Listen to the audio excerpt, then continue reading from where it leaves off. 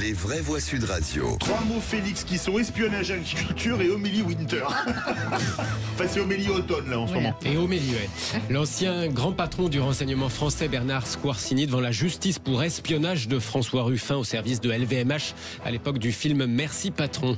Les agriculteurs de nouveau sur les routes et les ronds-points dès lundi, ils s'inquiètent d'un déferlement de bœuf importé avec l'accord de libre-échange entre l'Europe et le Mercosur, l'Amérique du Sud.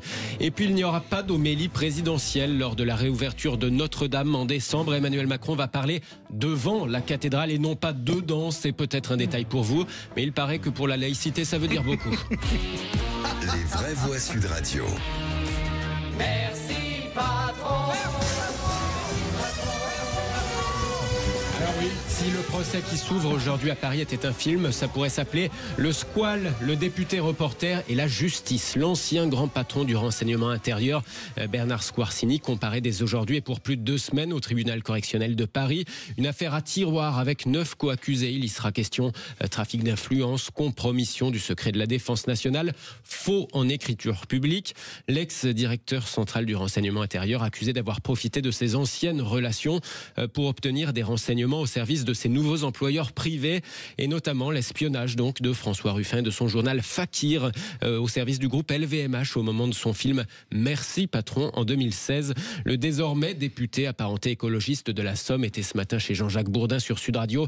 François Ruffin réclame 1 euro symbolique de dommages et intérêts. Vous imaginez si ça avait été l'inverse? Si c'était moi qui avais fait filer Bernard Arnault, qui avait relevé ses plaques minéralogiques, qui avait surveillé son emploi du temps, installé une top, parce qu'ils ont quand même installé une top à l'intérieur de notre rédaction. La police de la République a été utilisée pour surveiller le petit journal Fakir. Je suis convaincu que les policiers préféreraient se consacrer à la lutte contre les violences conjugales, à la répression de la délinquance financière, la lutte contre le trafic de drogue, ou là, puisque c'est les hauts gradés des services de renseignement, à la lutte contre le terrorisme, plutôt que de perdre leur temps pour la protection personnelle de Bernard Arnault, qui risquait quoi? Une intervention lors d'une assemblée générale d'actionnaires? Enfin, jamais nous n'avons fait preuve de violence, vous voyez.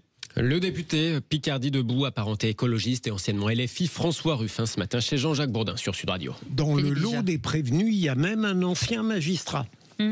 C'est pas vous. Non, c'est pas moi. Les arguments de François Ruffin sont imparables. La réalité, si c'est avéré, ce que je crois, voilà, c'est imparable. Comment peut-on y avoir peur de François Ruffin, quoi? Qui a peur de Fakir, quoi? Jean-Christophe Il y a un procès. Pour l'instant, il y a la présomption d'innocence. Il y a 15 jours de procès. On verra à la fin qui fait quoi et si effectivement il y a des personnes qui sont impliquées dedans. Pour l'instant, chacun est sur sa défense. Voilà. Après, encore une fois, la justice va passer. Ouais.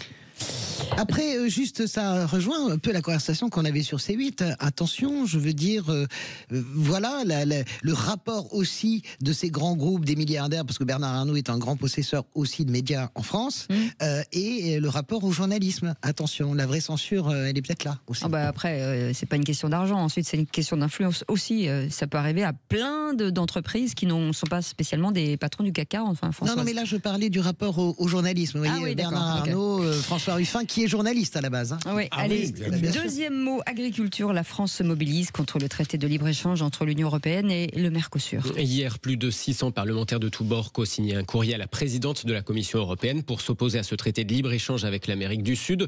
Aujourd'hui, le Premier ministre Michel Barnier est à Bruxelles pour tenter de faire entendre les intérêts de l'agriculture française auprès des instances européennes.